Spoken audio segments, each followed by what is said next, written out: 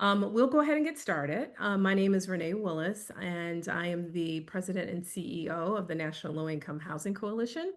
And we are dedicated to achieving public policy that ensures that people with the lowest incomes have accessible and affordable homes in communities of their choice. And today's house call, or our house calls in general, they're focused on advancing anti-racist policies and achieving the large-scale, sustained investments and reforms necessary to ensure that renters with the lowest incomes have have an affordable and accessible place to call home. And we hold these calls on the second and the fourth Tuesday of the month to learn more, and it really is to share best practices and to share information about how to advance long-term solutions to ending the housing crisis and achieve housing justice. So we have a lot on the agenda today. So we will have, and I'm sure that everyone received the agenda. But we had on our agenda, or we have on the agenda, as you can see in front of you, a special guest. However, we just learned right before the top of this call that Congressman Emanuel Cleaver will not be able to. It doesn't look like he'll be able to join us. We will be on standby in the event that he will be able to join, and so we will pivot. But as it stands now, we may not have him on this call. But certainly we will reach out to him and his team to invite him back to another house call.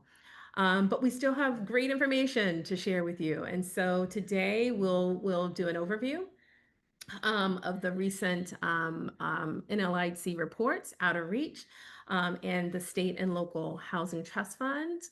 And we have trust fund, and we have staff who will be able to share the latest data with you there. And then we'll hear and we'll learn more about the on-the-ground advocacy and engaging members of Congress during August recess. And then we'll have some policy updates from the team.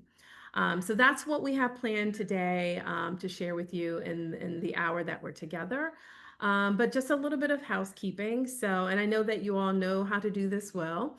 But use the Q&A button if you have questions for any of us or for the guest speakers.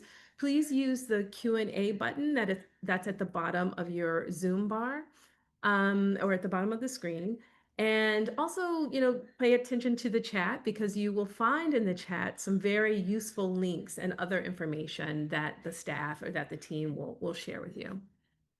And the last bit of information is that this call is being recorded. So it will be available for you to view. And it will be on our website and will also be on our YouTube page. And so let's dig in. So we will start, we're going to start with some of our reports. And I'll just say before I introduce our guest, Tori Beret, that, at the coalition, we certainly believe that everyone should have safe, stable, accessible, and an affordable place to call home. And through research like Out of Reach and through our advocacy and coalition building, we work to ensure that people with the lowest incomes, those most harmed by our nation's housing crisis, are at the center of federal housing policy solutions. And so today you'll hear about a report, Out of Reach. Actually, no, I'm sorry. It looks like we're going to do the NLIC State and Local Housing Trust Fund report first. So we'll hear about Out of Reach afterwards. But first, let me introduce Tori Beret, who is the manager of State and Local Innovation. And Tori will share with you a new report that was released on the State and Local Housing Trust Fund. Tori, take it away.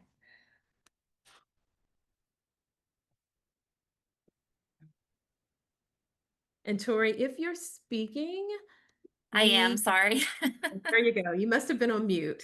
Yes. But thank you for joining us. So thanks again, Renee. I'm so happy to be on this call with you all today.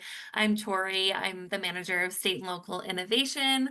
at NLIHC, and I've been leading the work around the Housing Trust Fund project, which we took over from the Center on Community Change back in 2024. They had been really leading the work since 1986, and now we are the current stewards of the Housing Trust Fund project. So happy to just talk a little bit about what resources we have available and about our new report. So next slide, please. So, like I mentioned, we have taken stewardship of the Housing Trust Fund project. So we now have resources available on our website, including a database of housing trust funds across the country, as well as key components of housing trust funds and some reports and research that have been produced over time. And so right now, there's about 843 housing trust funds, over 843 housing trust funds across the country, with 780 of those being local trust funds, so trust funds at the city, county, and regional level.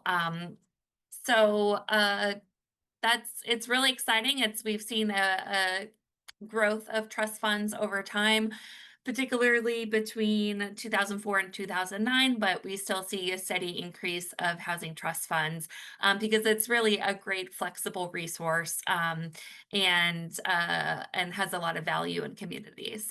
Next slide, please. So we conducted this survey sent it over to 270 housing trust fund administrators across the country. We had about 130 responses to the survey, which I then analyzed and collected and put into this report. So it really reviewed and went over administrative aspects of housing trust funds, uses of housing trust funds, how they're funded, and we really also focused on how are trust funds prioritizing serving the lowest income people. So that was a really big part of our report this year as well.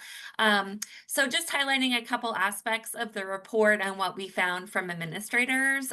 But as you can see here, housing trust funds are a flexible source of funding for communities. You can use them for a wide variety of options. As you see, the most common uses for trust funds are new construction, preserving and rehabilitating multifamily housing, as well as acquisition. But there's many other resources or uses for trust funds as well, including providing rental assistance, homeless services, housing, education, and counseling, supportive services, and it really goes on and on. So the benefit and the great thing about trust funds is really that they enable communities to determine what's best and what works for them, and then be able to designate the funds to those particular activities. Next slide, please. So, as I mentioned, we also really highlighted affordability for in the report and really pulled out some examples. Trust funds that were surveyed, 57% of them targeted resources to households earning 50% of the area median income or below. And they did this in three different ways. So one way was stating that funds for funding rental housing had to be basically prioritized, could only be used for a certain income level and below. So as you can see here, oh, it's cut off, but sorry about that. But about 32% mandated that households had to serve households at 80% AMI or below for rental assistance. And then also this chart also really reports or shows the uh, the amount or uh, how trust funds also had requirements, affordability requirements. So the dark blue is no affordability requirements, and the light blue are affordability requirements. So as you see, many of the or majority of the housing trust funds had affordability requirements for their funding. And then we also asked folks about set asides. So many housing trust funds set aside particular funding for income categories. And so there were high set asides for, sorry, I don't know if there's a way to not cut this off. Okay, great.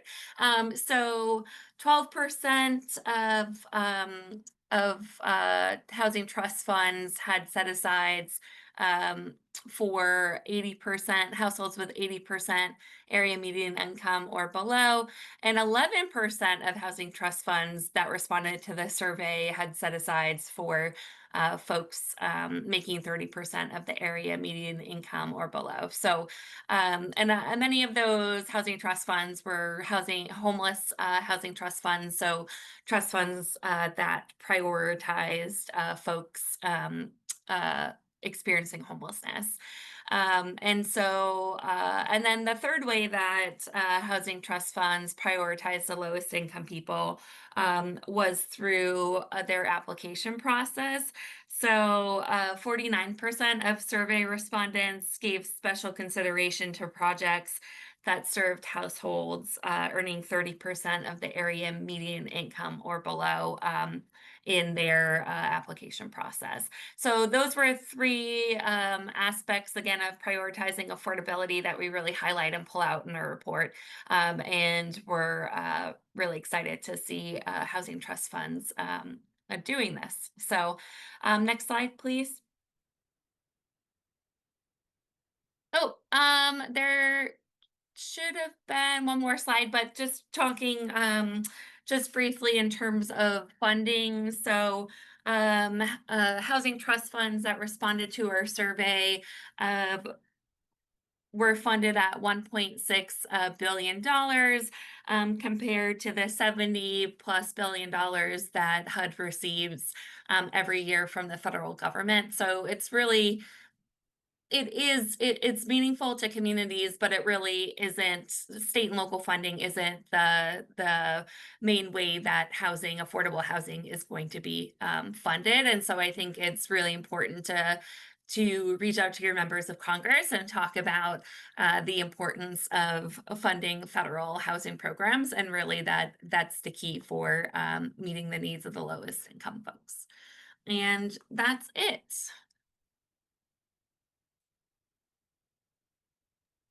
Thank you, Tori. Thank you for the presentation. And what we'll do, so we do see a few questions coming in, so please do keep them coming. You can use the Q&A feature at the bottom of your Zoom screen. But we will turn it over next to another one of our team members, but we'll have a Q&A session after her presentation. So any questions that you have for Tori on the Housing Trust Fund, please do put those questions in the Q&A box.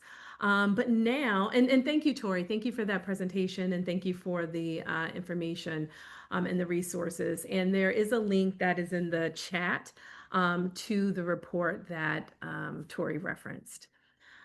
So I'll now turn it over to another one of our colleagues, Esther Colon Bermudez, who is a research assistant here at the Coalition, who is going to talk about Out of Reach. And Esther, welcome to the call.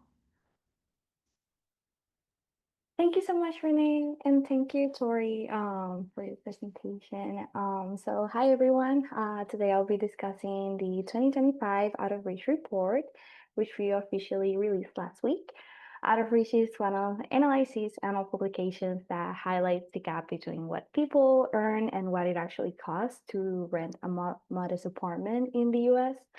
The report describes a housing wage, which is the hourly wage a full-time worker must earn to afford a modest rental home without spending more than 30% of their income on housing costs. The housing wage is based on the United States Department of Housing and Urban Development for market rent, which is an estimate of how much a family moving today can expect to pay for a modest rental home in their area.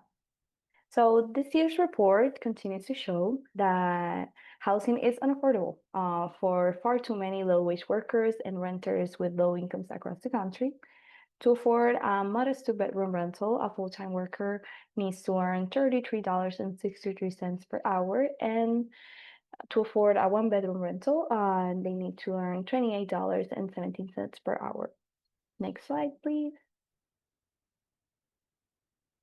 The out-of-reach report includes housing wages for each state, metropolitan area, county, and combined non-metropolitan areas within a state.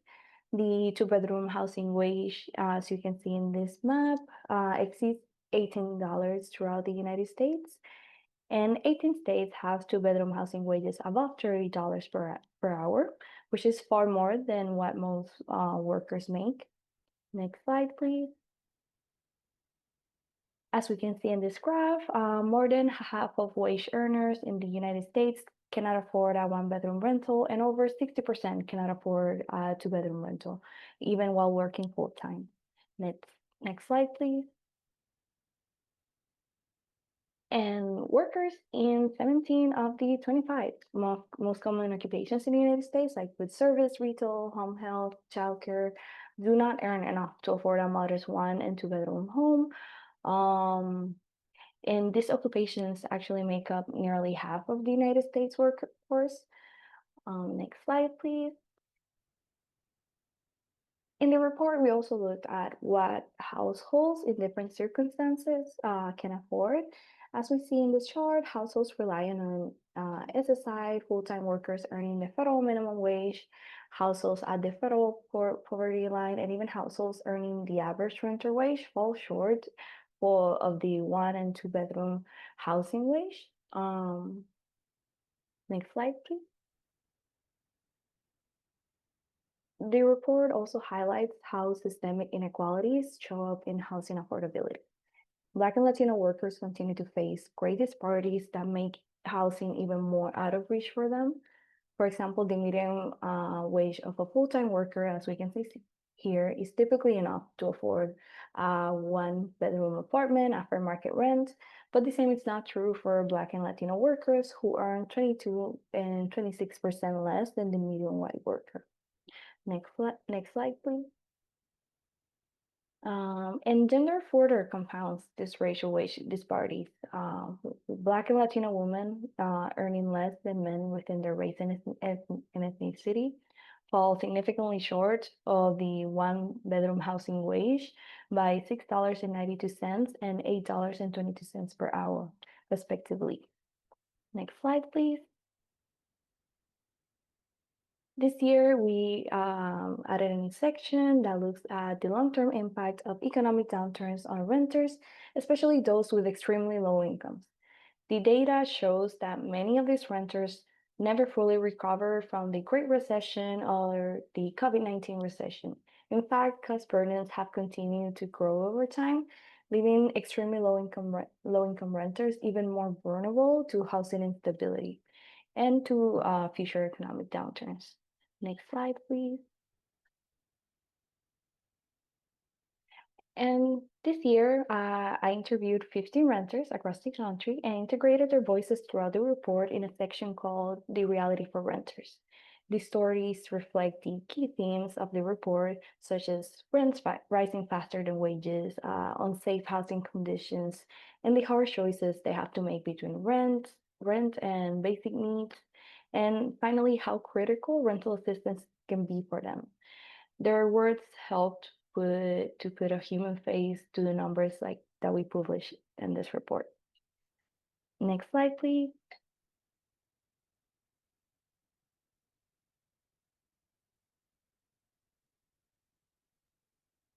Hi, Renee. We have Representative Cleaver on. So Esther, we're going to pause really quick. Fantastic. Thank you, Brooke. And hello, Representative Emanuel Cleaver. So let me do this. I'm so excited that I get to introduce you again.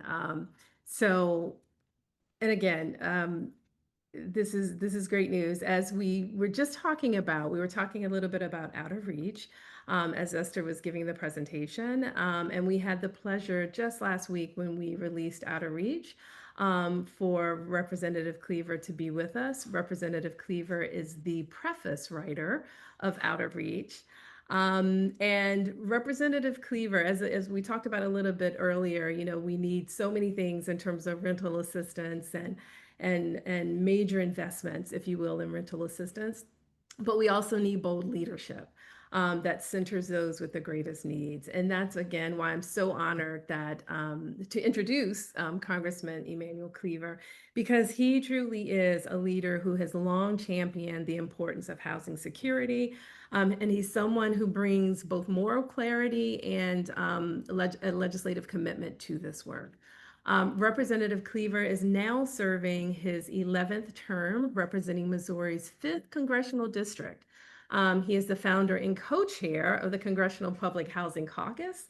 And he's a member of the House Committee on Financial Services and ranking member of the Subcommittee on Housing and Insurance. Over the course of his career, Congressman Cleaver has championed legislation to advance housing justice, including the creation of the Neighborhood Stabilization Program, which helped stabilize the housing market in Missouri's 5th Congressional District, the Housing Opportunity through Modernization Act, and the American Rescue Plan Act, resulting in the largest single-year investment in preventing and ending homelessness in the United States history.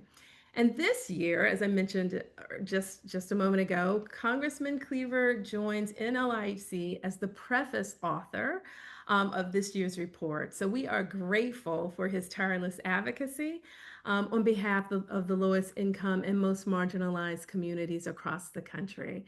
Congressman Cleaver, thank you for joining today's call. And it's so good to see you again. Well, it's good to see you again. Thank you very much for the invitation. And let me just also thank you for giving me the honor of being able to work with you. And I think that this could well be one of our better opportunities to get something done here in Washington. And so thank you for what has seamlessly and fearlessly been you stepping into the leadership role at an extremely difficult moment. And everyone at the National Low Income Housing Coalition, I want to thank you for your work in compiling this, what I consider to be a very important report about the status of housing in the United States, as well as the work you do every single day to ensure every family has access to safe, stable, and affordable housing. I currently serve as both the ranking member of the House Subcommittee on Housing and Insurance, and I co-chair the Congressional Public Housing Caucus. I would love to spend about 2 hours with you right now. Unfortunately, this joint over here is disorganized. It's called the House of Representatives. And they just called votes as I came in here to get on this call with you. But I've been saying for years and years now, and as the aptly named Out of Reach report makes clear, America is facing a national housing affordability crisis with families in every community, whether it's rural or urban or suburban, struggling alike to keep up with the rising cost of housing. And the cost of living continues to rise. Low-income families are falling further and further behind, according to the report. Half of all renter households are now housing cost burden, meaning they pay more than 30% of their income on rent and utilities. There are very few people who are on this call who would think that 30% of your income should go on rent and utilities. It's something that is not sustainable to the level of Americanism that we would want everyone to have. And at the same time, homelessness is at an all-time high. And one of the grimiest statistics, nowhere in the United States, no state, city, or county can a minimum wage worker afford a modest two-bedroom rental house. And only 7%, think about this, 7% of the richest country in the world, 7% out of more than 3,000 can a minimum wage worker afford one-bedroom rental. This is unsustainable as well, and it ought to be unacceptable in the wealthiest country on the world, wealthiest country in our world. Now we are going to continue, and you're not partisan, I am. I'm a Democrat, and Democrats are going to continue to make the case for the passage of transformative housing legislation, including the American Housing and Economic Mobility Act, led by myself, Ranking Member Warren, and Senator Warnock. The American people are clamoring for housing reform because of all the analysts that's included in the Out of Reach report. We have the information, we know the challenges, and we know the steps we must take to address them. But we must have the courage to act, and that's where you come in, and that's where I'm going to come in. I have no reason to be hesitant about doing anything at this point in my career. I'm willing to stand up and say just about anything and speak against anybody except the Kansas City Chiefs. So I apologize again. I'm going to have to run, and I had 45 more minutes on my speech, but I'm going to have to run all the way over to the Capitol not to miss this vote. So thank you very much. And Renee, thank you for all that you do, as well as the NLIHC. God bless you. Thank you, Representative Cleaver. We so value your leadership and your partnership. Thank you so very much for all you do. And go Kansas City Chiefs. All right. So we're going to move. Oh, and you're getting a lot of love in the chat. So thank you all for pivoting with us. But it was so great to have Representative Cleaver on the call with us today.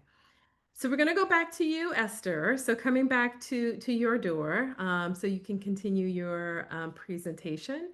And again, speaking about Out of Reach and the need and the housing rate wage, and especially the housing crisis. So I'll turn it back over to you, Esther, so you can continue your presentation. Of course. Thank you so much, Renee. So of course we recognize that we're releasing this report at a time when HUD programs are already underfunded and new proposed budget cuts for FY26 threaten to make things worse. But even in this moment, we can push back. This slide outlines two things. On the left, the major policy changes we need to address the affordable housing shortage, and on the right, the legislative proposals that could help us get there. We need major investments in housing choice vouchers and the National Housing Trust Fund, as Tori pointed out. Policies that remove local barriers to affordable housing supply, and a National Housing Stabilization Fund to prevent evictions and displacement of renters. The bills listed here offer real policy tools for protecting existing programs and pushing for solutions to expand access to affordable housing for those at risk. Next slide. And we also wanted to share and to let you know that on the report website, you'll find downloadable data and like in the shape of like Excel files with detailed data for every metro and county in your state. This includes a second tab comparing the housing wage to the median wages for the 30 most common occupations in your state. So I hope you can find that helpful and use it in your advocacy. The next slide. And yeah, that's it for me. If you have any questions about the report or would like more information, feel free to reach out. Yeah. So, Thank you so much, Esther, for the presentation. And thank you for your leadership with Outer Reach. Esther was one of our primary lead, I should say, drafters of Outer Reach with the team. So thank you, Esther, for that presentation as well. So we have a couple of questions that have come in. Let's go to, it looks like there's a question. It also looks like Tori may be in the process of answering the question, typing it.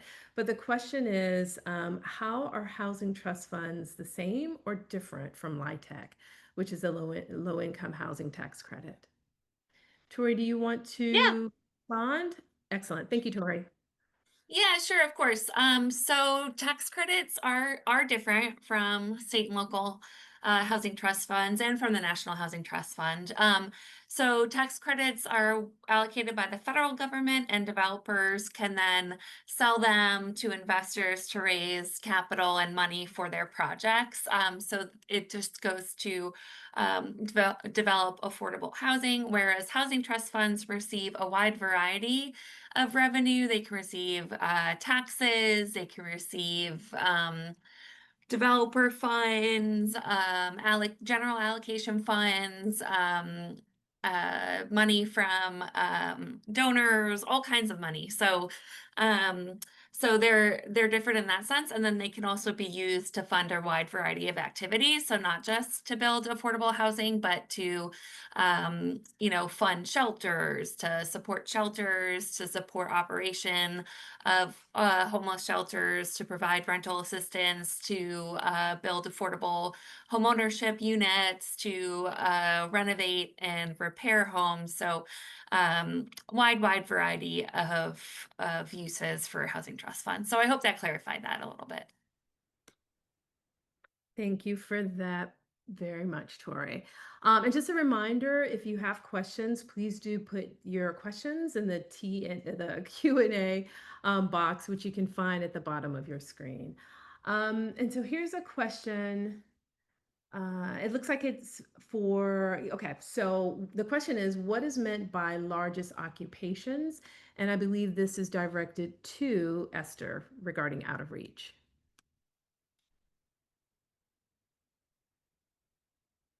yes, that's one of the statistics we have in the data we use. It means mostly like the most common occupations in the US. I think I forgot to change the language in the title of that slide, but it's the occupations like that from the Bureau of Labor Statistics. They have data on the occupations on a national level in the United States, and those are the occupations that employ the most people. So we were looking at the 25 occupations that employ the most people, and it's usually like low wage workers. Most people in the United States are low wage workers. So yeah. I hope that helps. If you have any more questions, you can reach out. I can leave my email in the chat, or it's in the screen. So yeah. Thank you, Esther. Thank you for your response. And then there's a question from Jennifer who is asking, any changes or anticipated changes in these programs in light of fiscal year 2026, Big Beautiful Bill Act. And I believe this is directed to Tori in response to the housing trust funds. Yeah, so the state and local housing trust funds are funded by state and local revenue sources. Some of them do receive CDBG funding. But yeah, for the most part, they are state and locally funded. So I know there's a lot in the big beautiful bill, and so I don't know all of the pieces of it, but for the most part, it really they are funded by the state and local resources. Okay, perfect. Thank you for that, Tori. All right, so what we're going to do, we're going to move on now to our next speaker. And we are going to, and thank you for the slide, advancing the slide. So we're going to talk about on-the-ground advocacy and engaging members of Congress during August recess. So we have with us today Michael O'Neill, who's the Executive Director of Helena Housing Authority. And Michael is also a board member of the Montana Housing Coalition. Michael, welcome to the call. The floor is yours.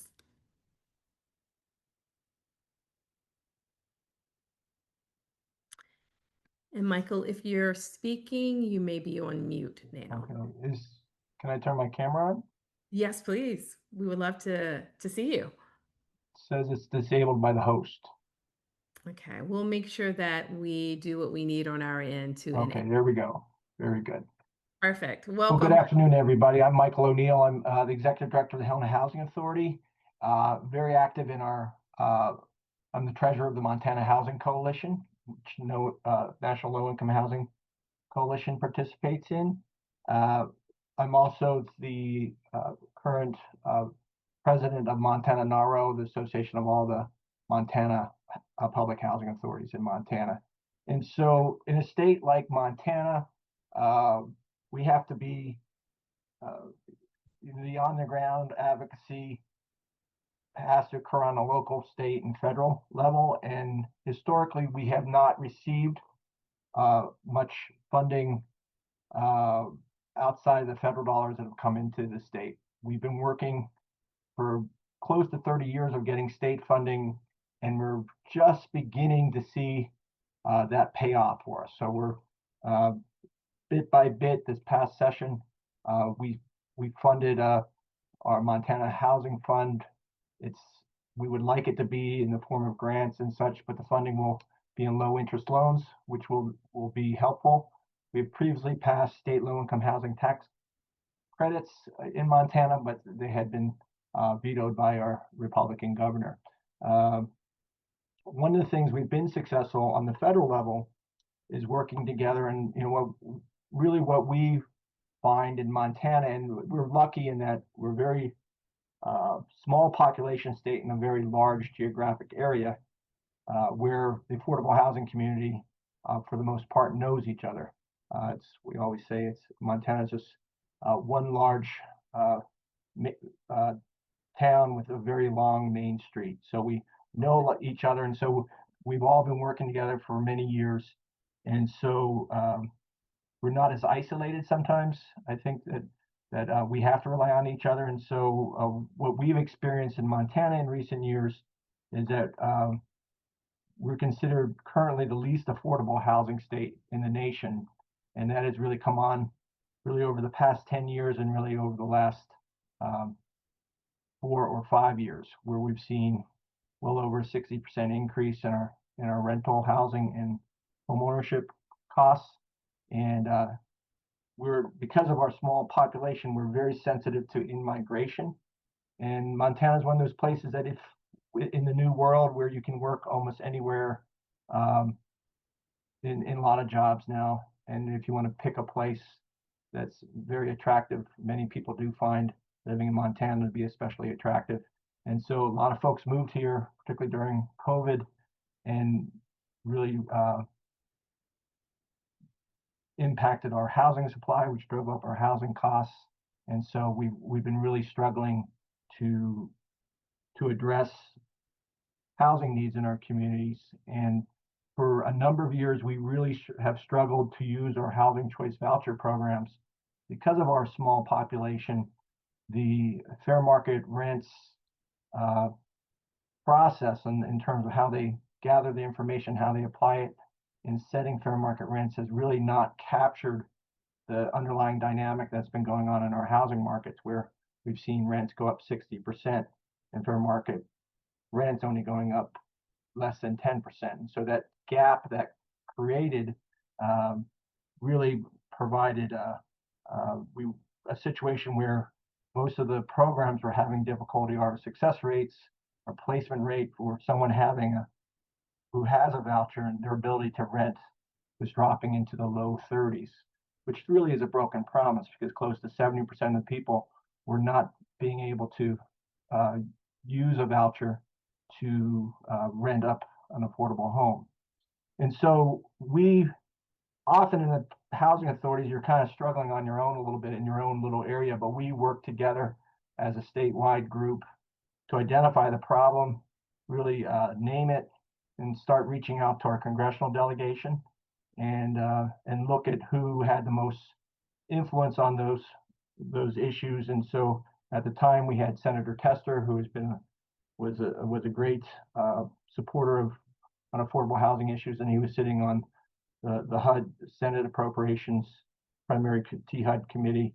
And then we also had a Congressman Ryan Zinke on the THUD subcommittee. And so that was very helpful in getting the attention of HUD, but we still had to go through an arduous process where we had to raise we raised about $1 million, but only spent about half that to put together fair market rent, an appeal reevaluation survey across our state. We did a targeted mailed survey to over 100,000 targeted rental households in the state of Montana and gathered the rent information. And we were successful, had that approved as of April 28th, and is really only now being fully implemented across the state in July. But it did result in about a 50% increase in our budget authority on our voucher program, and in most of the areas of the state, it's different for each FMR area. But like say in our Lewis and Clark County here, where I'm located, are from 2024 to 2025, our fair market rents went up 50%, which we're now only now beginning to really pay payment standards that we believe are going to make a big difference in helping people lease up. Of course, immediately the way HUD works, as soon as you get established and you work, years to get your funding levels to where they need to be, they're almost immediately working to strip those funds away. Because the way this works is that we just got it, as we said, about halfway through the year to spend an increased budget authority of about 50%. Yet when we hit January, we'll be subject to offsets and other things that will put that all at risk. And so we're all scrambling to lease up as much as possible. The supply of housing is still a challenge. We have all the other challenges that the whole country's facing in terms of not enough funding to address the housing needs in our communities. But I think that the key point is you really have to look together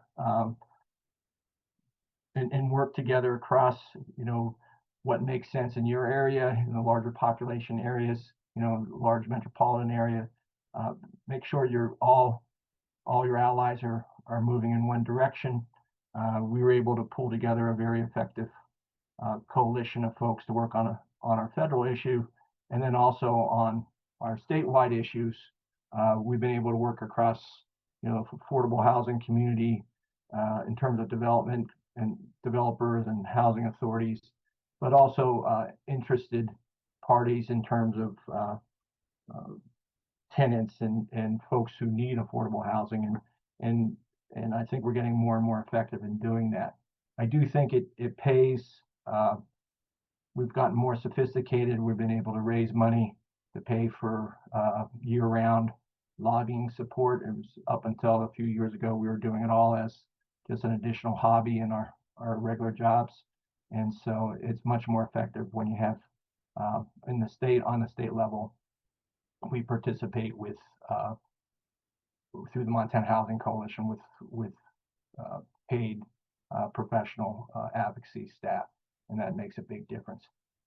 I encourage folks to be involved in groups like National Low Income Housing Coalition, and also we're also very actively involved with NARO, which is the advocacy specific to public housing authorities. But it really is trying to find your allies across common interest states, and that in so many ways, most of the housing issues we have common ground and across the country. As the Congressman pointed out, that we're truly living in a national housing emergency. I think it's very similar to other times in our nation's history during the Great Depression or in the after World War II in the 1960s, when we really had a challenge in meeting our housing needs. And at those times, the country really, and the Congress and the nation and the leadership stepped up to really increase federal funding.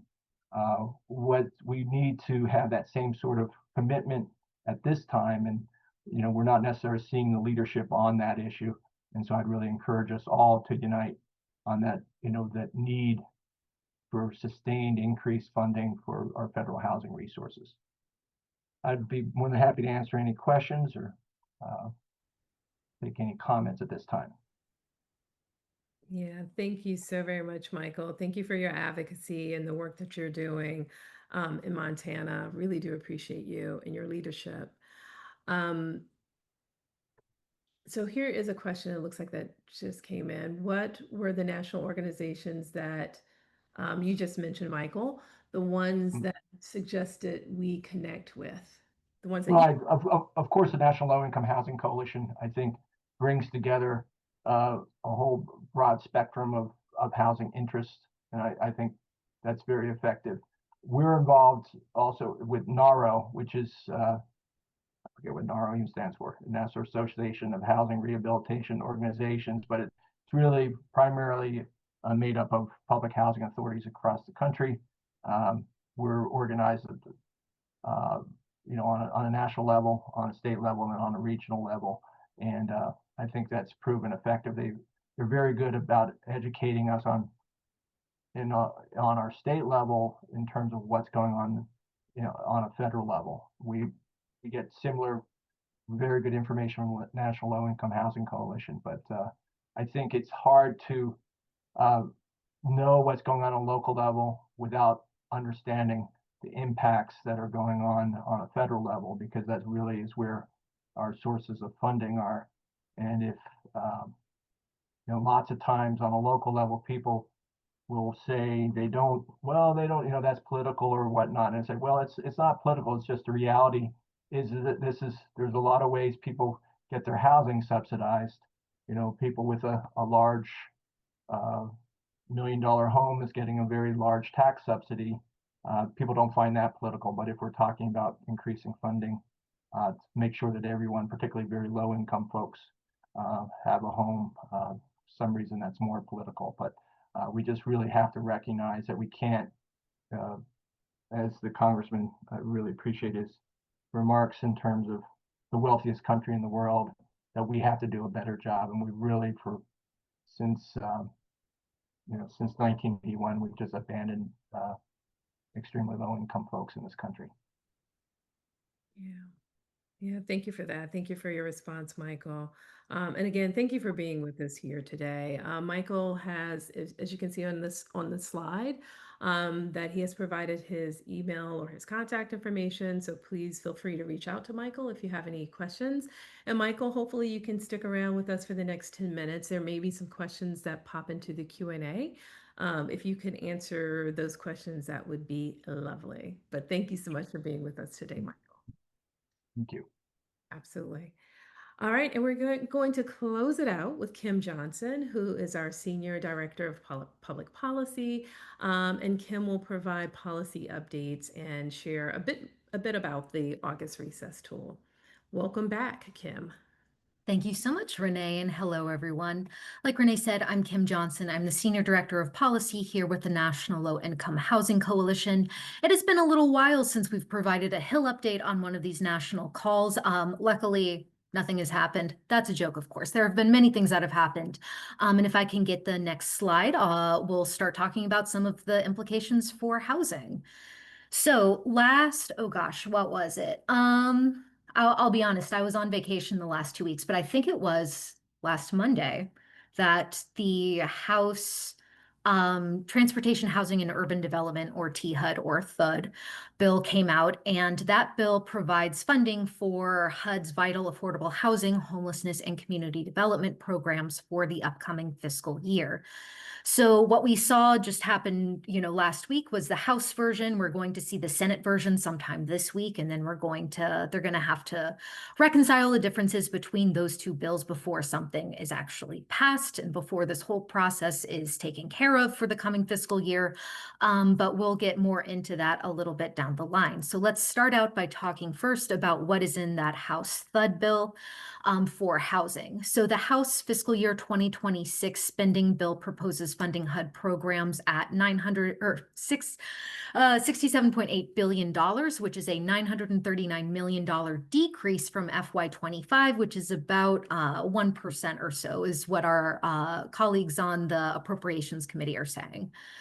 So that funding is, of course, lower than what was provided in the previous fiscal year, but on the plus side, it is also a rejection of the drastic funding cuts that we saw proposed in the president's FY26 spending proposal. So for example, the House bill would provide continued funding for the tenant-based rental assistance program, and that includes, of course, the Housing Choice Voucher Program, also known as Section 8. So that would provide level funding for voucher renewals. However, would also fails to provide funding for emergency housing vouchers, and overall it would be a $773 million decrease from the previous fiscal year. However, that also rejects the president's proposal to block grant rental assistance programs and drastically slash funding for rental and homelessness assistance. Another provision in this House proposal would also allow PHAs to use tenant protection vouchers to help kind of transition emergency housing voucher holders out of that program. But I think a really important point that fails to be addressed in this proposal is that without additional funding to help cover the cost of rental assistance, continued rental assistance for those 60,000 people or 60,000 households rather, who are relying on an EHV, without additional funding, we are still going to see people lose those vouchers and ostensibly fall back into housing instability and homelessness. So we do still need increased funding for that emergency housing voucher program. For the homelessness assistance grants, there was a $107 million increase from the previous fiscal year. That Again, House THUD bill does not include the administration's proposal to basically fold the Housing Opportunity for People with AIDS or HOPWA program into the homeless assistance account and to block grant that program. Again, the term is block grant, not blog grant. We were writing these in all kinds of a hurry after after a few calls this afternoon. So those are kind of some of the quick overviews of some of our priorities. If I could get the next slide, please. For project-based rental assistance, we also saw some slight increases. Public housing saw a really significant decrease in public housing capital needs of $1.12 billion, as well as a cut for public housing operating costs. It's important to flag too that because of historic underfunding of public housing, the nation's public housing stock is in overall a state of disrepair. Tenants are not living in quality, safe housing, and the more we cut from public housing capital, the less we invest in this really vital source of affordable housing, the more people are going to continue to struggle to afford the cost of rent, and the more tenants are going to continue living in dangerous or substandard housing. I'm going to ask one of my colleagues too to drop our analysis of the FY26 spending bill into the chat, just so folks have that for reference as well. And of course, these slides are going to be sent out after this presentation, along with a recording, so you do not have to memorize any of this. For Native housing, there was a level funding of $1.1 billion for the Indian Housing Block Grant and IHBG competitive program at $150 million. Section 202 housing for the elderly and Section 811 both saw some increases in funding, But I think it's also, again, important to underscore that this is not sufficient to meet the level of need for affordable, accessible homes for the aging population, for people with disabilities. So we need to continue advocating for increased funding for these programs.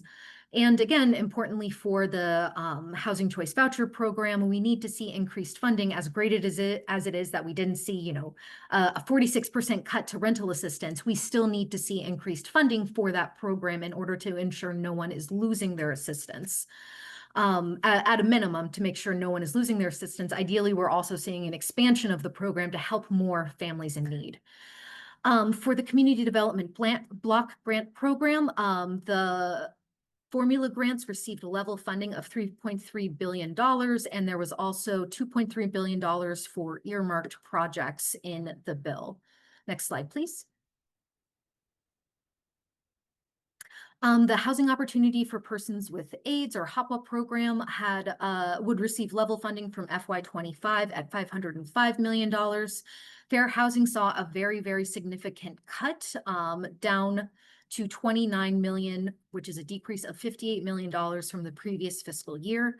And very significantly, we saw no funding for the Home Investment Partnership Program, the Choice Neighborhoods Program, Pro Housing Grants, or the PRICE program, both of which help communities find ways to address their affordable housing crisis at kind of a state level, and for manufactured housing in the case of the PRICE program. The budget would also not continue to fund the U.S. Interagency Council on Homelessness, or USICH, which helps coordinate the interagency federal response to homelessness to make sure all of those different departments are working together to serve kind of the same purpose and the same drive of ending homelessness by addressing the housing and healthcare and all the other needs of people experiencing homelessness. Next slide, please. Like I said at the top too, we still need that additional funding to ensure that nearly 60,000 households who currently rely on an emergency housing voucher remain stably housed. I think I have the link to this pulled up anyway, but I am going to flag our toolkit that we have with the National Homelessness, or not the National Alliance to End Homelessness, the National Housing Law Center, and the Center on Budget and Policy Priorities. It's a toolkit specifically on EHV funding and the need for continued funding for this very vital program. Next slide, please. And so next up, we're expecting the Senate Appropriations Committee to release and review their FY26 THUD proposal this Thursday, July 24th. We will be releasing our analysis of that proposal as soon as it is available, so stay tuned for that. And overall, Congress has until October 1st, which is the beginning of FY26, to reach a final agreement on FY26 spending or pass a continuing resolution to ensure a temporary, basically Band-Aid to continue federal funding for vital programs, or we will be in a government shutdown come October 1. So a lot riding on these appropriations bills, and Congress is about to leave town for their home states and districts for August recess. And so this is a really, really vital time for advocates to take action, to use the opportunity to meet with their members of Congress, to show them the good work that affordable housing and homelessness prevention programs are doing.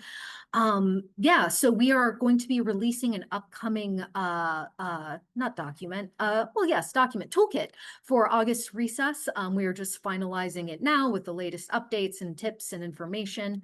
So a lot to look forward to from NLIHC.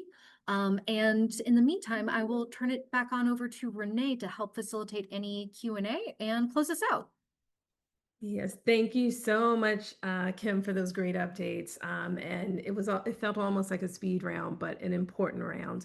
And as I mentioned earlier, there are a lot of links in the chat. So Kim mentioned the analysis, and so you can certainly take a look at the analysis, and hopefully, please do share it also in your networks as well. just being mindful of time as well, because we are at the top of the hour. But if you have any questions whatsoever about any of the information you've heard today or things that you learned today, please do reach out to our outreach team. And that's outreach@nlihc.org. Again, that's outreach@nlihc.org. And thank you, Brooke, for dropping that in the chat.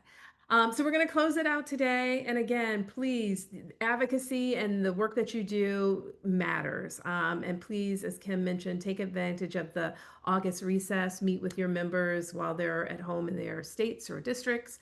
And one last thing, as I think Kim or someone already mentioned too, this presentation will be available shortly. We will upload it to our website. It will be on our YouTube channel, and it will be shared out via email as well. So thank you very, very much for attending this national call, and we look forward to seeing you on the next call. Thank you. Have a wonderful day.